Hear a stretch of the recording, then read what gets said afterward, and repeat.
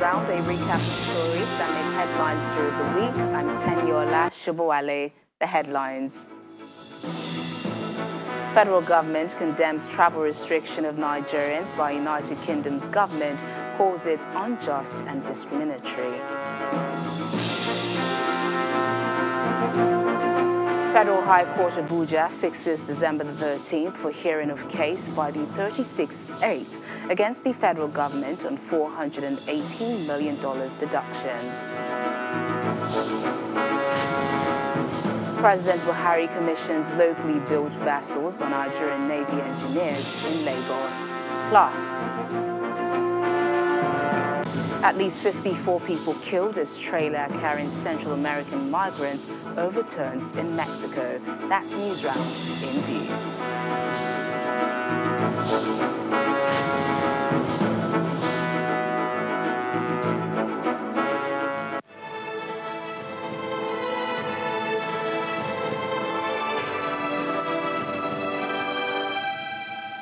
We begin News Round with reactions trailing the United Kingdom's decision to blacklist Nigeria over cases of Omicron variant of COVID-19.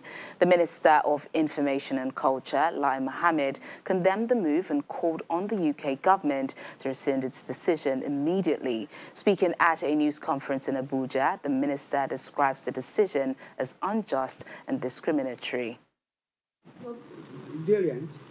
A visibly unhappy Minister of Information and Culture, Alhaji Lai Mohammed, intimates Nigerians on the stand of the federal government on the blacklisting of Nigeria by the United Kingdom. The United Kingdom added Nigeria to its red list category as it tightens travel restrictions in an effort to limit the spread of the Omicron COVID-19 variant, few days after Canada imposed same sanction on Nigeria. The implication, according to the UK government, means that Nigerians who do not have UK citizenship or residence permit can no longer gain entry into the UK until the travel advisory is reversed. The minister condemns this move and calls for a rethink. The decision by the British government to put Nigeria on the red list just because of less than 2,000 cases of Omicron, which, by the way, did not originate in Nigeria, is unjust, unfair, punitive, indefensible, and discriminatory. Alhaji Mohammed is of the opinion that what the UK government should be looking at is how to ensure access to vaccine and not an outright travel ban. Many developed countries have used the advantage of their enormous resources, relationship to sign agreements with manufacturers to supply their countries with vaccines ahead of making them available for use by other countries. This is the real issue to address instead of choosing the easy path of travel bans. At a separate event, the chairman of the Presidential Steering Committee on COVID-19 responds to the ban.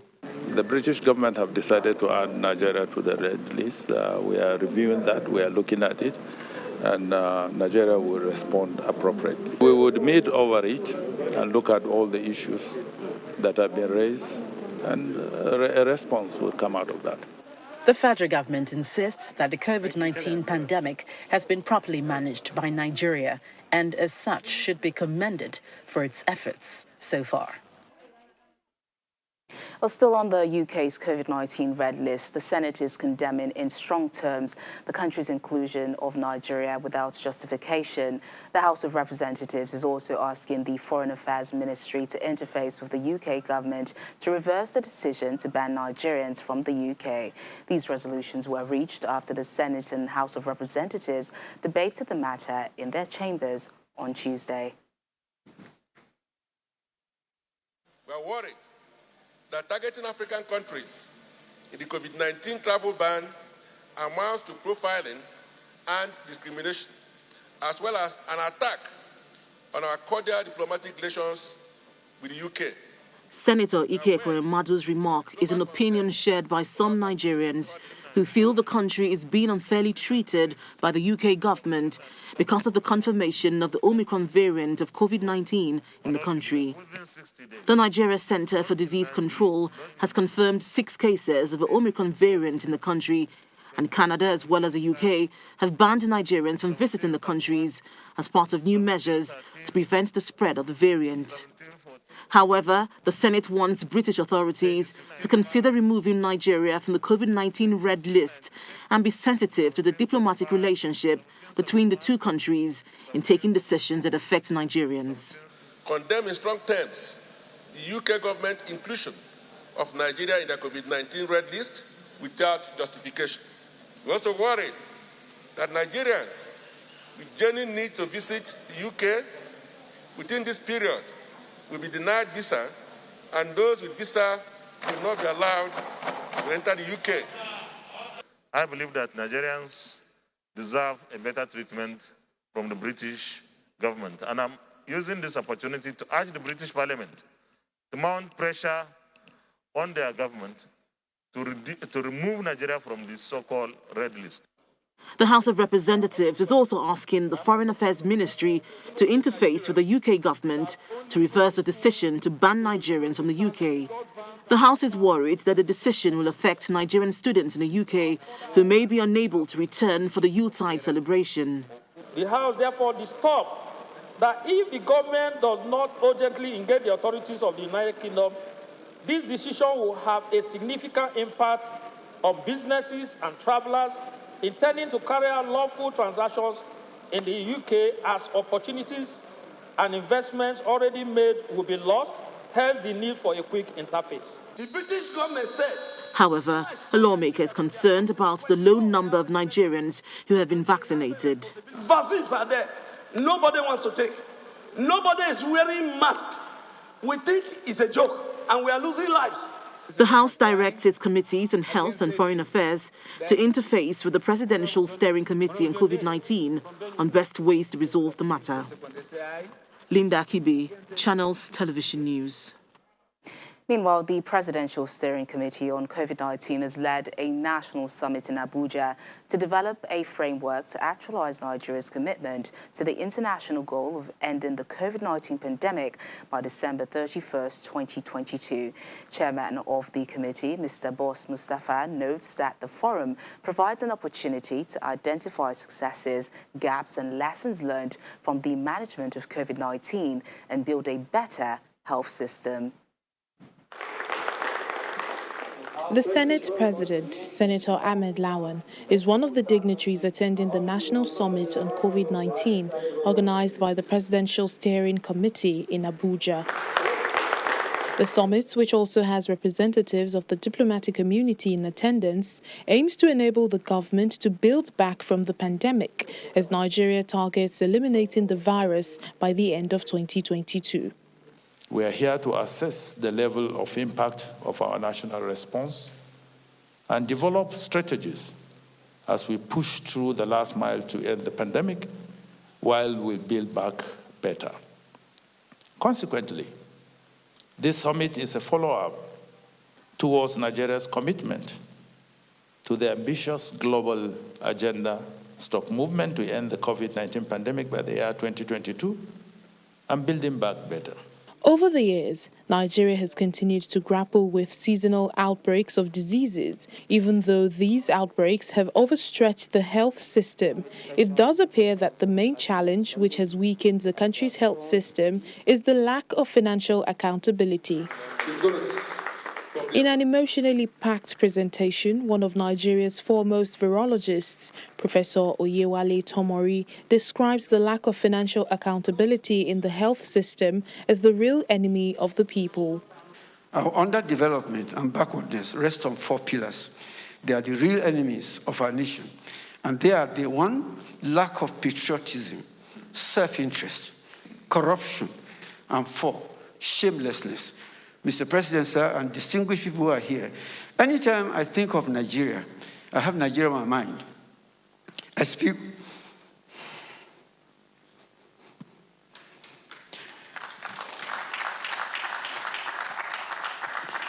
with passion.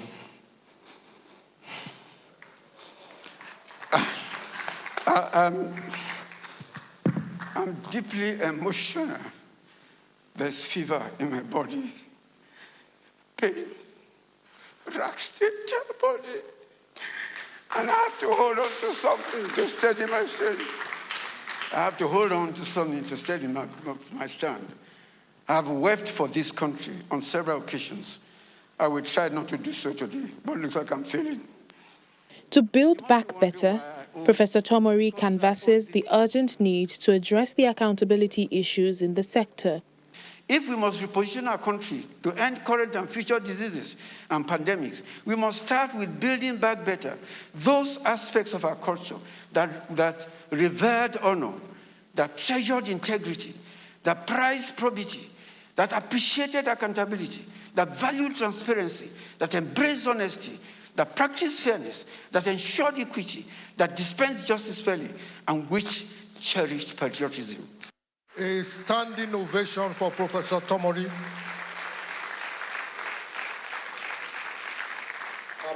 In a similar vein, the Senate President, who expresses dissatisfaction over the absence of the two ministers of health at the summit, gives the National Assembly's assurance of adequate appropriation for health in 2022.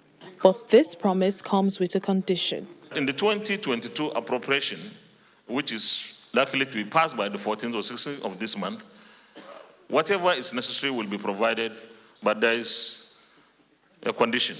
Those who will be given those funds, and that's why I asked for the ministers, need to provide the kind of prudence that is necessary. The Federal Minister of Health is supposed to be here to garner all the resources that will come out of this.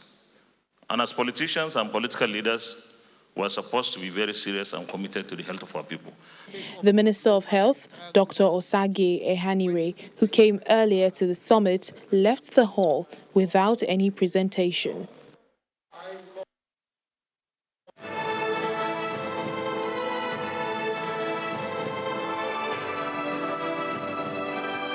The Federal High Court Abuja has fixed December 13 for continuation of hearing in a legal battle instituted by 36 states, challenging the bid by the federal government to deduct a sum of $418 million from their accounts. The trial judge, Justice Inyang-Ekwo, says he preferred to hear all pending applications, including the one by the defendants challenging the order, on the next hearing date. Justice Ekwo granted permission for substituted service on some of the defendants who have allegedly refused to accept court documents. The Attorney Generals of the 36 states of the Federation are challenging the federal government's decision to deduct monies accruing to the 36 states from the Federation account to settle the $418 million judgment debt in relation to the Paris Club debt. At the hearing, the trial judge, Justice Inyang-Ekwo, told the 36 states to regularize their processes that were filed out of time. He also granted permission for substituted service on some of the defendants who have allegedly refused to accept court papers.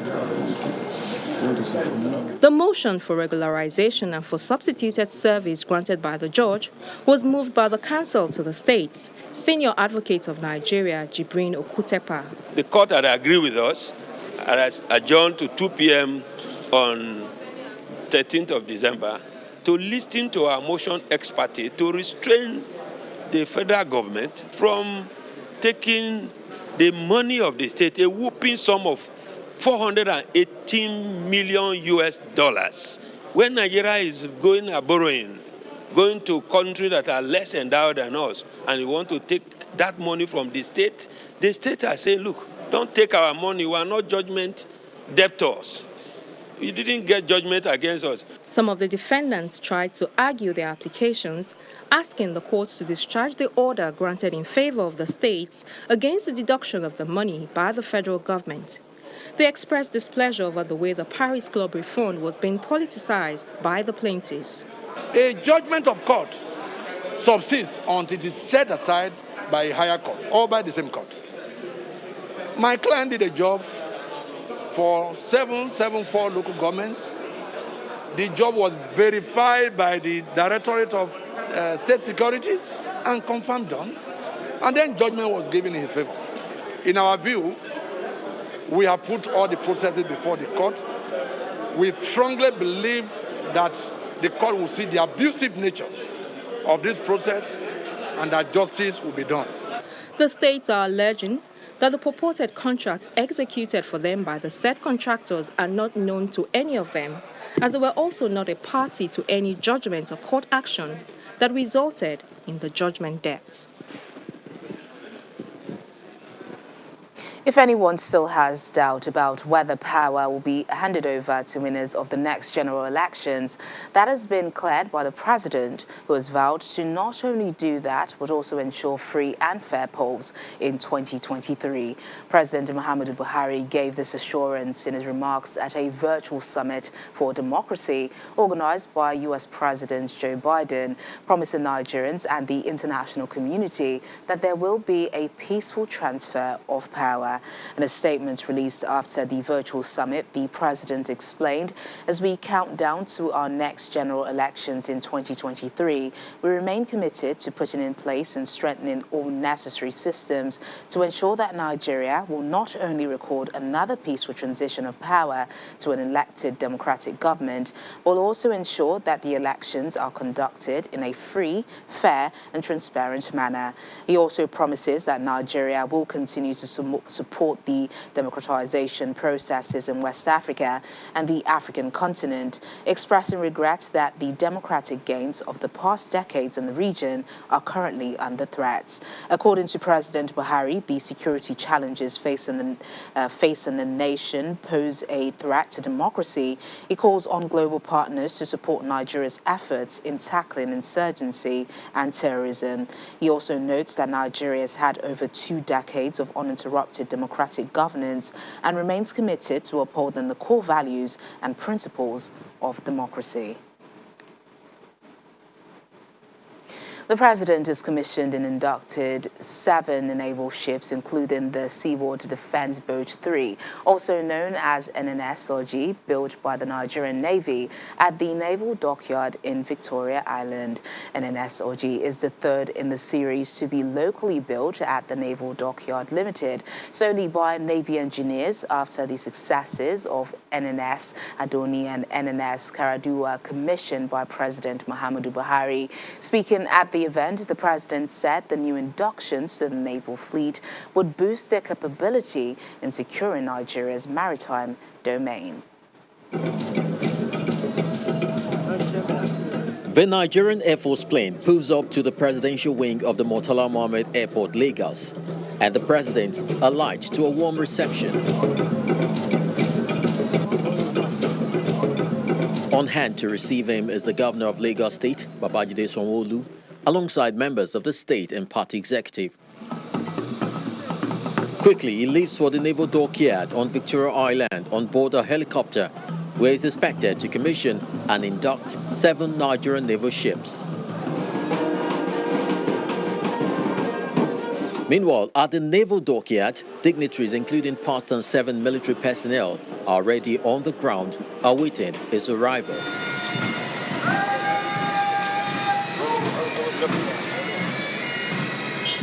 This signals the commencement of the day's activity.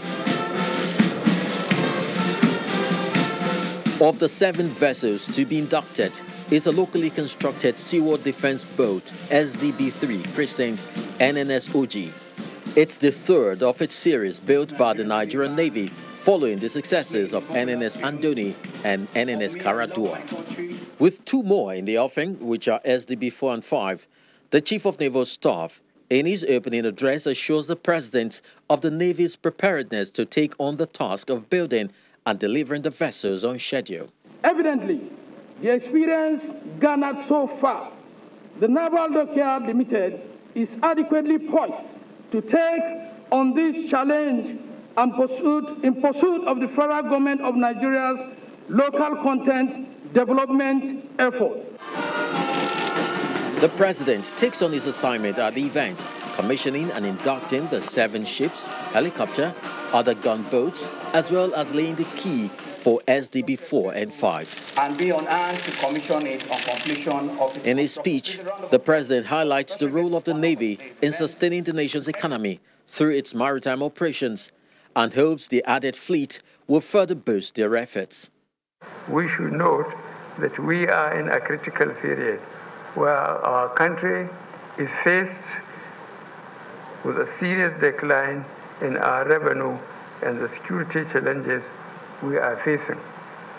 The present realities, therefore, call for prudent resource management, innovativeness, accountability, and careful maintenance.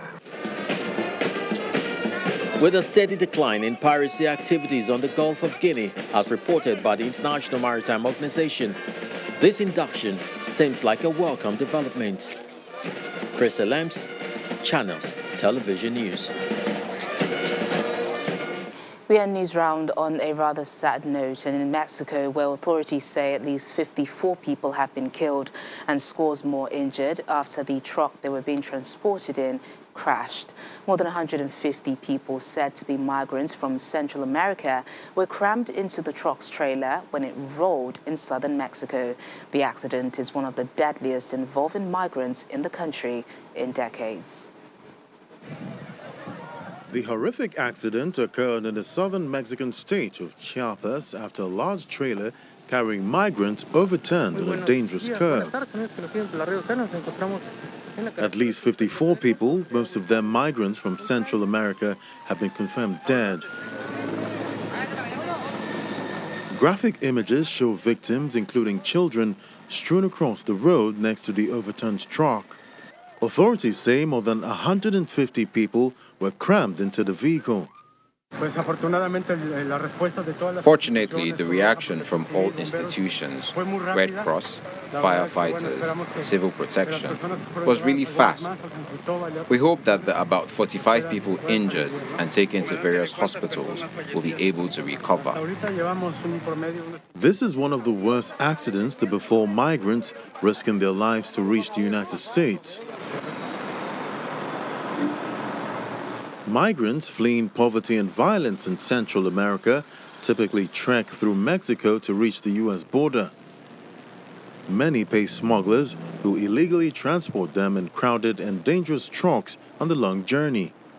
At least 3,575 deaths have been documented on the United States-Mexico border since 2014, according to the International Organization for Migration, with 650 people killed attempting to cross the U.S. border this year alone, the highest number since the agency began documenting deaths in 2014.